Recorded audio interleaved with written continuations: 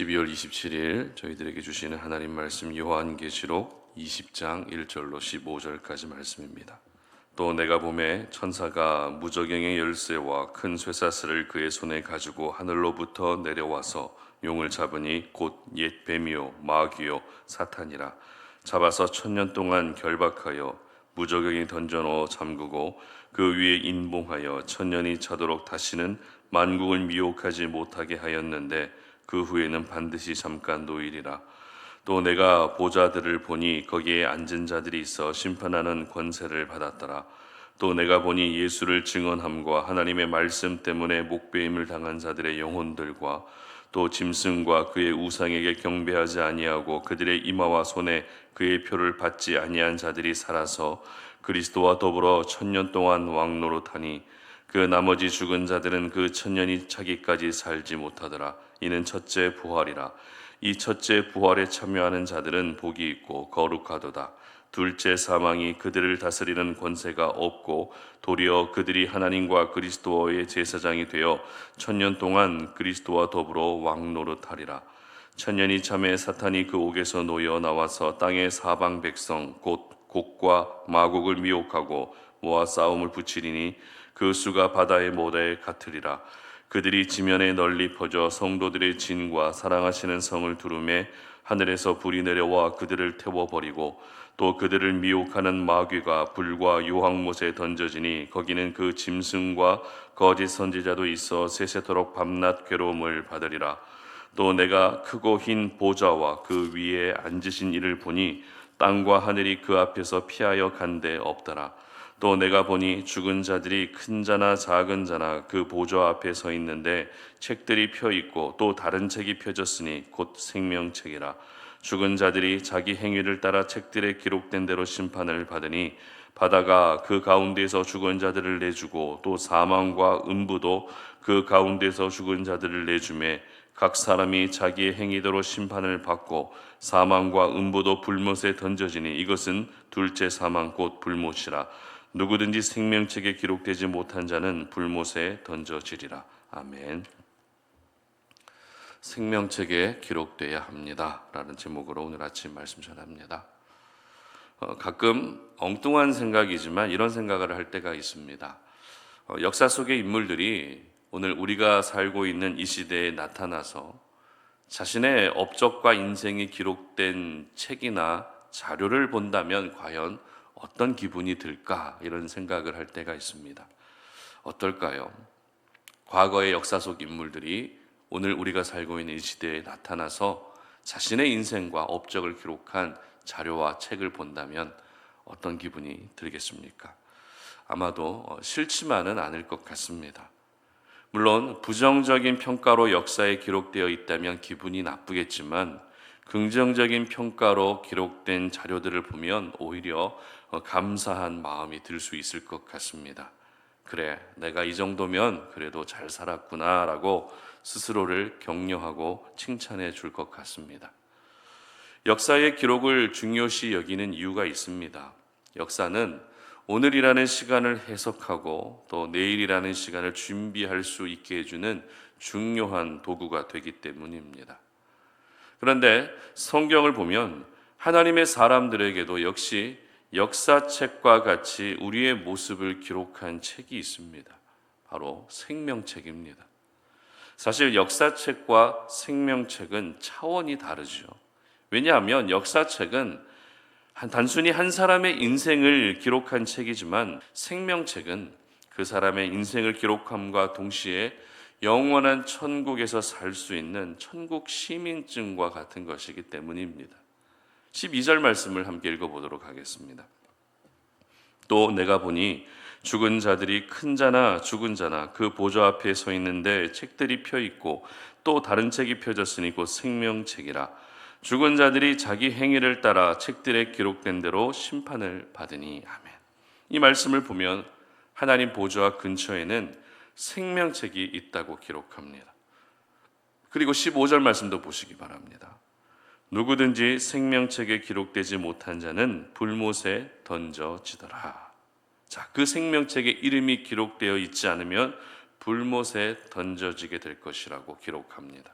따라서 이 땅을 살아가면서 저희들이 오늘도 사모해야 할 것은 내 이름이 하나님의 생명책에 기록되는 것인 줄 믿으시기를 바랍니다. 역사책에 내 이름이 기록되면 후대의 사람들에게 기억될 뿐이지만 생명책에 내 이름이 기록되면 하나님이 나를 기억해 주실 뿐만 아니라 천국에서 영원한 생명을 가지고 살 수 있게 되는 것입니다. 어제까지 저희들은 요한계시록 전반부인 소아시아 7교회를 향한 말씀을 묵상했는데요. 그런데 갑자기 요한계시록 후반부로 넘어오면서 조금은 당황스러우실 수도 있을 것 같습니다. 아무래도 요한계시록 중간, 요한계시록 4장 이후부터 19장, 18장까지는 대부분 재앙과 관련된 내용들이 많기 때문에 2024년 한 해를 마무리하는 이 시간에 묵상하기에는 왠지 좀 부담이 되고 또 아무래도 소망을 심어주는 말씀으로 한 해를 마무리하는 게 더 좋겠다 싶어서 큐티 책에 그렇게 편집이 된 것 같습니다. 그런데 오늘 본문인 요한계시록 20장은 성경 중에서도 가장 난해한 본문으로 알려져 있습니다.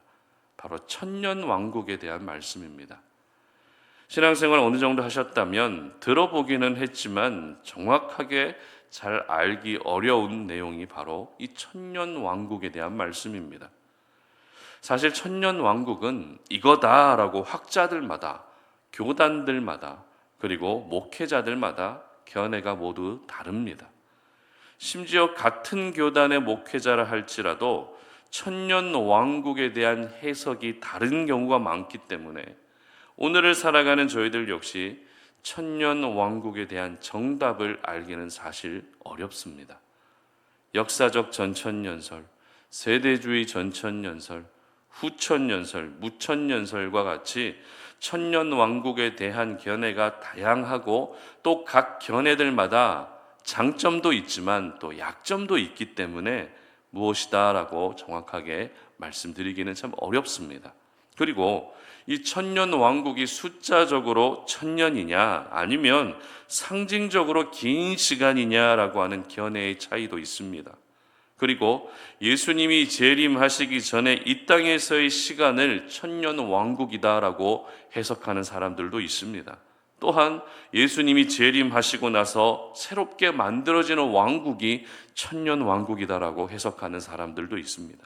따라서 이 천년 왕국에 대한 말씀은 아직도 가장 난해한 말씀입니다. 그러므로 오늘 이 시간에 어떤 주장이 맞다라는 것으로 오늘 본문을 접근하게 되면 본문이 말하고 있는 핵심을 놓칠 수 있다는 것을 기억하시면서 천년 왕국의 본질에 대한 부분을 더 중심으로 살펴봤으면 좋겠습니다. 자, 그렇다면 여러분, 천년 왕국의 본질이 무엇일까요? 천년이라는 숫자가 기록되어 있기 때문에 우리는 그 숫자, 시간에 더 주목하게 됩니다. 그러나 오늘 본문 4절 말씀 보시기 바랍니다. 또 내가 보좌들을 보니 거기에 앉은 자들이 있어 심판하는 권세를 받았더라. 또 내가 보니 예수를 증언함과 하나님의 말씀 때문에 목배임을 당한 자들의 영혼들과 또 짐승과 그의 우상에게 경배하지 아니하고 그들의 이마와 손에 그의 표를 받지 아니한 자들이 살아서 그리스도와 더불어 천년 동안 왕 노릇하니. 아멘. 그리고 6절 말씀도 보십시오.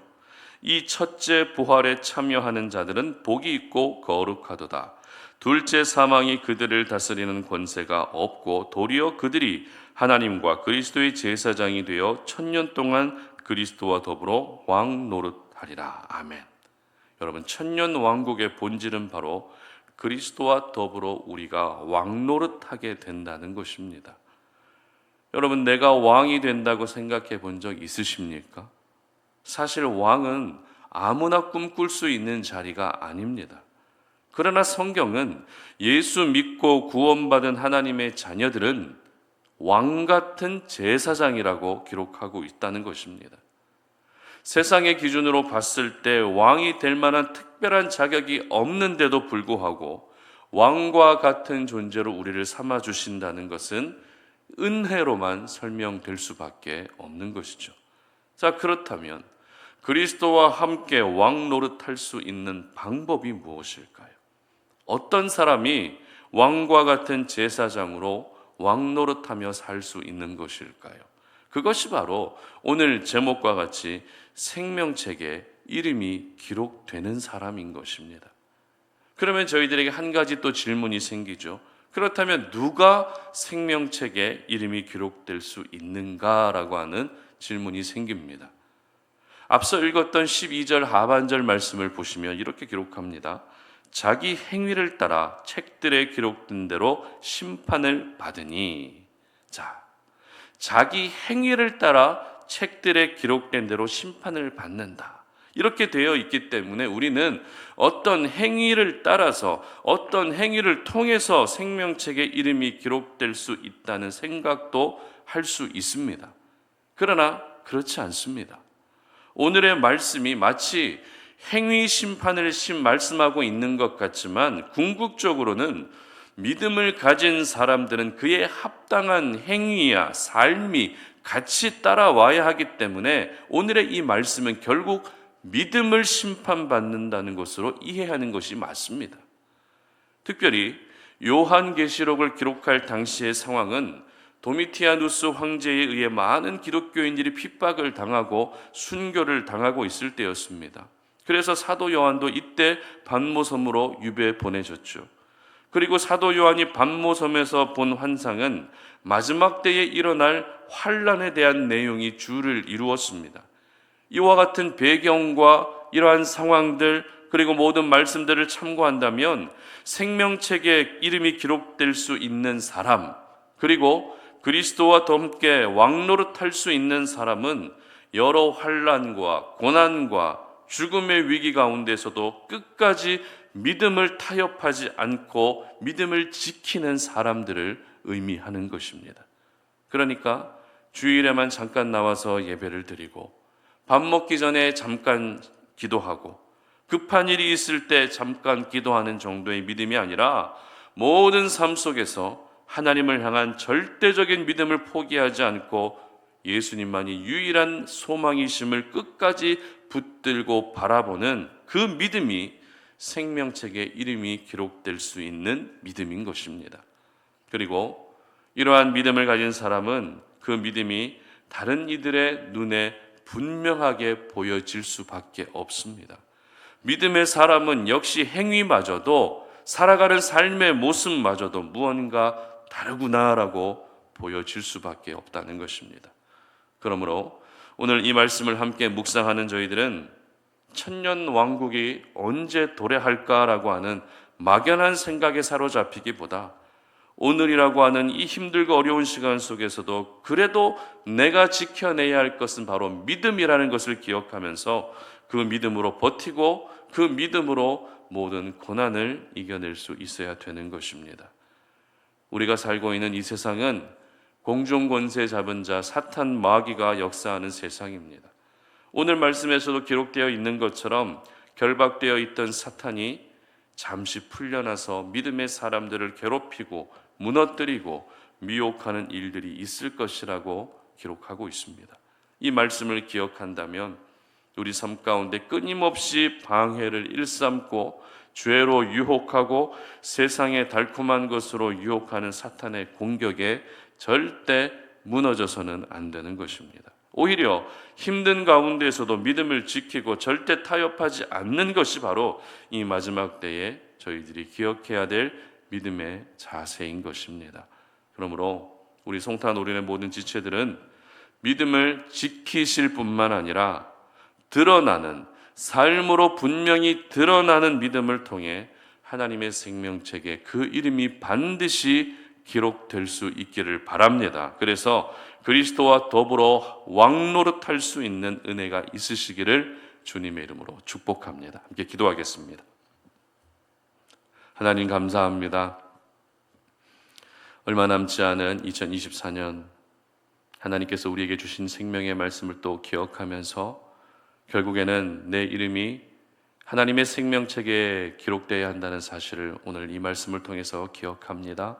아버지 하나님, 생명책에 이름이 기록돼야 그리스도와 더불어 왕노릇할 수 있는 우리의 삶이 되는 줄로 믿사오니 오늘을 살아가면서 내가 믿음을 지키기 위해서 하나님이 허락해 주신 이 믿음을 끝까지 지켜내기 위해서 거룩한 몸부림을 치며 살아갈 수 있는 저희들 되게 하여 주시옵소서. 사탄의 유혹과 방해와 공격 속에서도 절대로 타협하지 않게 하시고 믿음을 지킨 자에게 생명책에 이름이 기록될 수 있는 그 은혜가 주어진다는 것을 믿으며 오늘 하루도 승리하는 저희들 되게 하여 주시옵소서. 감사드리며 예수님의 이름으로 기도드립니다. 아멘.